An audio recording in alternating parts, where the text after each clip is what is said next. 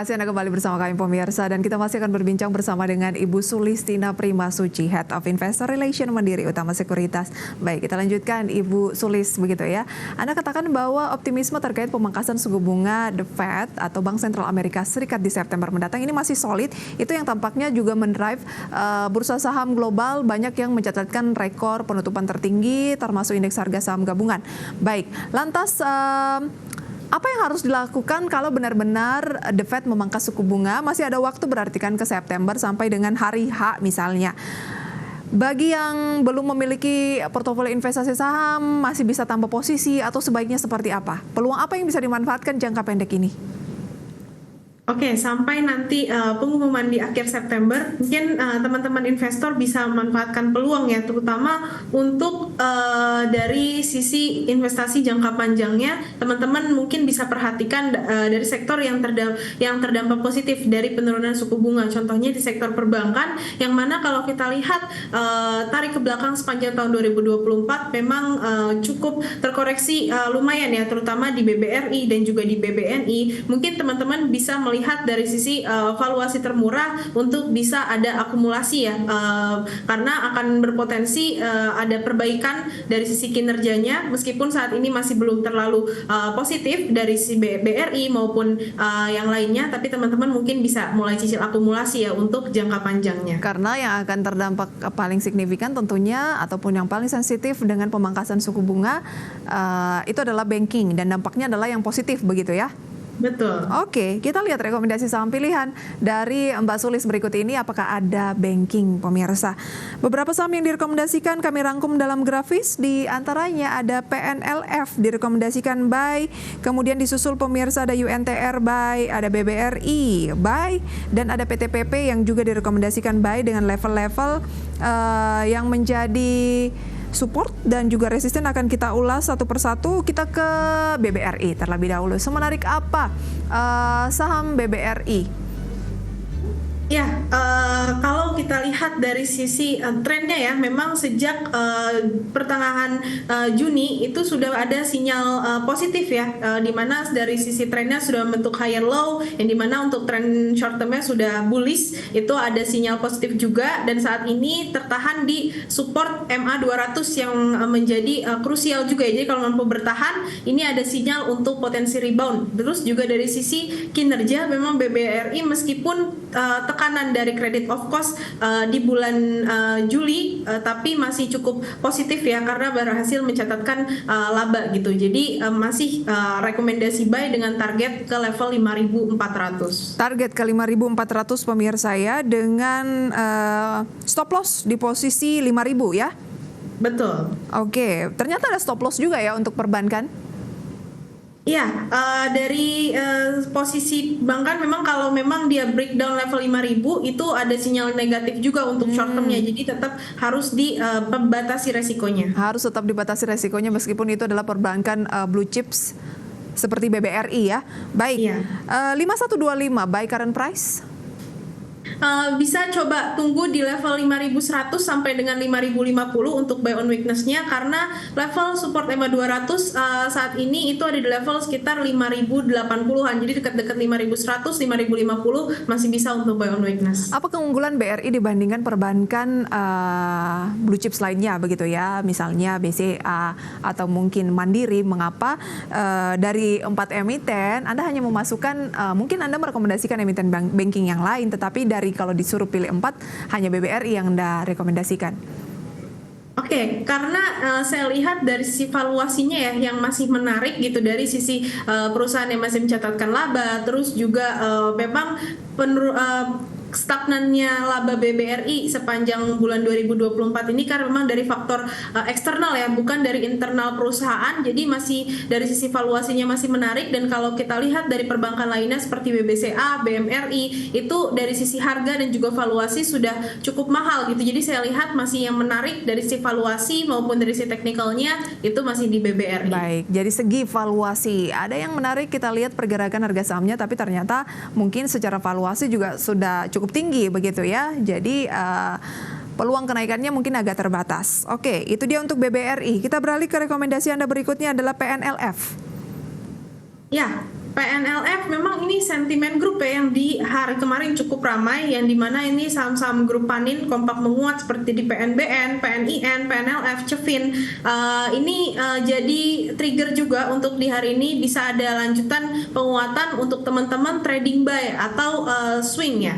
Oh, jangka pendek ya untuk PNLF Ya. memanfaatkan euforia yang sedang terjadi di grup ini gitu ya.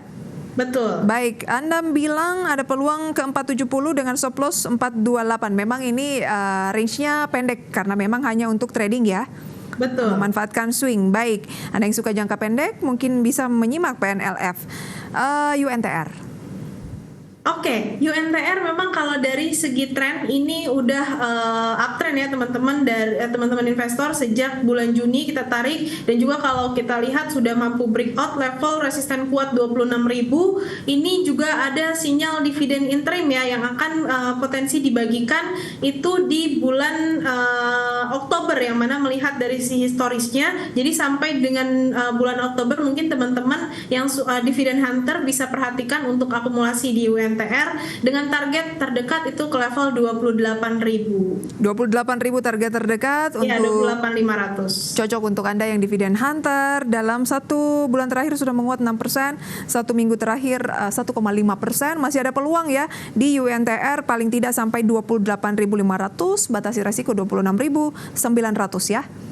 Betul. Oke, dari UNTR terakhir PTPP konstruksi. Ya, PTPP dari sektor konstruksi, yang mana kalau nanti benar-benar The Fed memangkas suku bunga tentu akan menjadi angin segar ya untuk sektor konstruksi. Ini nantinya akan positif juga, terlihat dari sisi short term itu udah membentuk higher low, ada sinyal uptrend, teman-teman investor bisa perhatikan. Jadi untuk target PTPP itu ke level 470 dengan pembatasan resiko di level 434. Cenderung pendek dulu ya targetnya. Ya, untuk pendek terlebih dahulu sambil menunggu keputusan suku bunganya. Baik, ini mungkin lebih ke spekulatif dulu ya. Ya, betul. Baik, kalau misalnya suku bunga benar-benar nanti dipotong meskipun cuma 25 basis poin, boleh tambah posisi mungkin?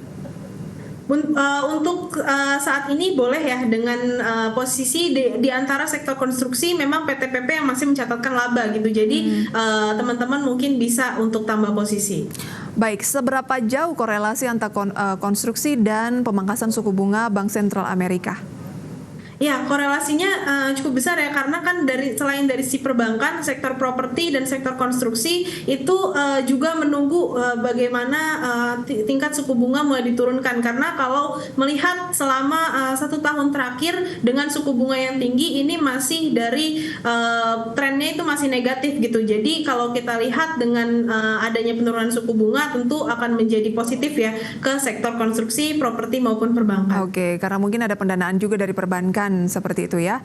Baik, Betul. Anda sebutkan banking, tadi ada perwakilannya ada BBRI. Anda sebutkan yang terdampak positif mungkin dari pemotongan suku bunga juga ada konstruksi, PTPP tadi mewakili. Kalau properti, kenapa Anda tidak memasukkan properti? Apakah juga valuasinya sudah ketinggian atau ada alasan lain? Oke, kalau dari sisi properti sebenarnya teman-teman masih bisa perhatikan itu antara di CTRA sama BSDE. Cuma kalau kita lihat, kalau saya lihat sih kita coba sandingkan juga dengan teknikal, ini CTRA sudah mendekati area resisten trend channelnya gitu ya. Jadi masih tunggu untuk buy on weakness sih, karena melihat dari sentimen yang kemarin baru diumumkan terkait insentif PPN DTP 100% akan diberlakukan sampai dengan Desember 2024, itu sahamnya sudah rally duluan gitu, jadi sudah terapresiasi duluan, jadi masih tunggu untuk buy on weakness-nya. Tunggu untuk buy on weakness ya untuk CTRA. BSDE juga demikian? Iya, betul. BSDE juga demikian karena sudah rally duluan akibat sentimen insentif PPN DTP 100% ditambah lagi insentif optimisme pemangkasan suku bunga, makanya rally-nya signifikan. Kalau menjemput di harga atas takutnya ada aksi profit taking yang membuat kita malah bukannya gain malah rugi begitu ya. Jadi ada strategi, nggak harus dikejar di harga saat ini seperti itu ya. Ya, Misalnya betul. CTRA pagi ini kan di pembukaan perdagangan sedang turun 1%. Bisa kita beli di harga berapa kira-kira masuk lagi? Oke, untuk short term-nya CTRA mungkin bisa tunggu di level 1.300 ya. 1.300 ya. Baik, itu Betul. dia. analisis untuk CTRA sedikit lagi. Oke, itu dia rekomendasi saham pilihan dan waktu menunjukkan pukul 9 lebih 1 menit pemirsa. Indeks harga saham gabungan pada pagi hari ini mungkin bisa kita simak juga di layar ya. Cuplikan pembukaannya pemirsa di mana IHSG menguat 0,35% ke 7.651. Memang masih jauh dari level yang sempat dicapai pada perdagangan kemarin pemirsa ya di 7.700-an. Namun sinyal positif pagi hari ini jelang akhir pekan naik 23 poin diiringi dengan nilai tukar rupiah pemirsa yang menguat tipis cenderung stagnan ya hanya 0,01% saja 15.409 terhadap dolar Amerika Serikat. Dan kami akan hadirkan nanti ya update selengkapnya mengenai saham yang menjadi gainers dan juga losers based on value pagi hari ini usai jeda. Tetaplah bersama kami pemirsa dalam segmen Market Buzz. Terima kasih Anda kembali bersama kami pemirsa. Seperti yang sudah kami tampilkan tadi ya, pembukaan perdagangan IHSG pada pagi hari ini menguat 30 Agustus 2024 jelang akhir pekan. Dan berikut deretan saham yang menjadi gainers based on value dan juga losers based on value. Lagi-lagi brand atau Barito Renewables Energy Tbk pemirsa naik 2% pagi hari ini di 10.650 memimpin, disusul PTRO atau Petrosi 13.100 naik 8%, ABMM atau ABM Investama menguat 3,36%, kemudian Barito Pacific pemirsa 1,32%, disusul konstruksi ada Wijaya Karya yang menguat 2%, kemudian Gems, Pani, Cuan atau Petrindo Jaya Kreasi naik 2,65%, film GJTL. Losersnya pemirsa ada UNTR atau United Tractor yang melemah hampir 1,5% ya, kemudian ada BCAP, MNC Capital Indonesia, Meja, Gula, ASPI, Inet, SMRA, ICBP, CTRA, dan juga beberapa saham lain.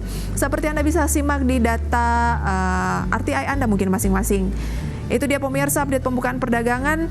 Kita kembali berbincang bersama dengan Mbak Sulis. Mbak Sulis, brand PTRO ini lagi-lagi mendominasi. Semenarik apa sebenarnya peluang di saham ini? Masih bisa untuk di-buy atau strateginya menurut Anda bagaimana? Ya, kalau melihat untuk brand ya, memang ini terus dari sentimen grupnya yang euforianya cukup tinggi, sentimen grup Prajogo ini menguat karena baru saja masuk indeks FTSE ya, yang mana nanti akan rebalancing di tanggal 6 September. Jadi untuk saat ini momentumnya bisa dimanfaatkan jangka pendek sampai dengan rebalancing nanti itu masih ada peluang ya untuk bisa lanjutkan penguatan karena di hari ini juga kembali menguat gitu ya. Berarti brand ini bagi yang mencari investasi jangka pendek, brand adalah salah satu pilihannya selain PNLF tadi ya. Ya betul, karena kalau kita coba jangka panjang dari sisi valuasi saham-saham Prajogo atau brand PTRO, PIA yang lainnya itu dari sisi valuasi sudah sangat mahal gitu. Jadi kalau untuk jangka panjang agak mengkhawatirkan, jadi tetap memanfaatkan momentumnya. Baik, kalau kita lihat Petrosi bagaimana PTRO? Ya, kalau PTRO di mana hari ini kembali menguat ya sampai dengan 8%, ini sudah mencatatkan level all time high-nya lagi. Jadi saat ini secara tren sih memang sudah bergerak rally gitu ya. Jadi selama trennya masih up, teman-teman masih bisa ikutin. Cuma khawatir untuk profit taking sudah mulai jauh juga dari area harga rata-rata broker summary-nya. Jadi teman-teman mungkin bisa segera pantau ya untuk taking profit. Oke, mungkin bisa disimak juga dari layar pembukaan perdagangan pada pagi hari ini pemirsa. Tadi kita lihat ada Wika di sana. Sementara Anda lebih merekomendasikan PTPP. Wika masuk top gainers based on value di menit-menit awal pembukaan perdagangan pagi hari ini. Penguatannya 1,79% di 342. Semenarik apa saham Wika? Oke, kalau kita lihat Wika ya, ini memang setelah suspend lama di bulan Desember ini kembali bergerak lagi, cuma saat ini masih konsolidasi ya di area resistennya di 380. Jadi selama masih belum breakout 380, saya sarankan untuk wait and see terlebih dahulu sambil menunggu ya, karena dari sisi kinerja perusahaan masih mencatatkan kerugian, jadi khawatir ya ada pelemahan dari si kinerjanya kembali. Baik, itu dia ya untuk saham Wijaya Karya. Kalau konstruksi Anda tetap lebih prefer ke PTPP ya? Ya, untuk sektor konstruksi. Mungkin udah mulai menyimak di pembukaan perdagangan pada pagi hari ini. Mungkin ada saham yang menarik atau perhatian Anda, atau seperti apa pembukaan atau IHSG? Oke, untuk di hari ini ya memang penguatannya terbatas ya dari si HSG. Jadi untuk saat ini sih saya lihat masih di saham-saham grup Prajogo seperti di Brand, PTRO, Tepia, terus juga BRPT itu masih teman-teman bisa pantau untuk fast trade terlebih dahulu ya di hari ini. Oke, lebih ke trading jangka pendek ya. Sedikit soal ABMM. Kalau nggak salah ABMM kemarin melemah, sekarang masuk dalam top gainers, top 5 frekuensi ya. Itu semenarik apa untuk ABMM? Ya, ABMM salah satu emiten batubara juga yang mana ini pergerakannya cukup signifikan di 2 hari ke belakang. Jadi untuk saat ini sih masih menarik ya untuk teman-teman bisa ikutin momentumnya. Jangka pendek itu masih bisa coba menguji level resisten 5.000-nya gitu. Jadi teman-teman masih bisa ikutin selama masih di atas level 4.500-an, teman-teman coba masih bisa ikutin untuk ABMM. Oke, singkat saja tips untuk pemirsa menjelang akhir pekan investasi sebaiknya di pasar modal bagaimana?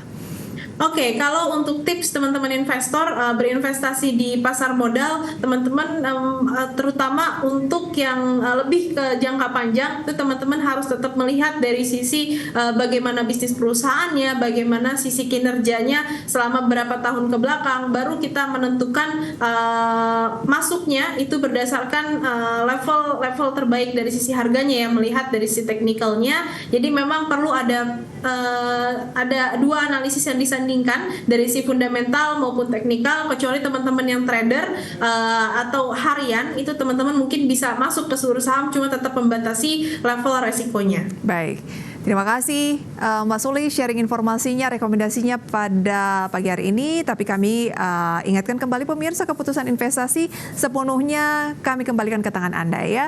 Selamat menyambut akhir pekan Mbak Suli, sampai berjumpa kembali. Ya, terima kasih Mbak. Selamat pagi. Selamat pagi.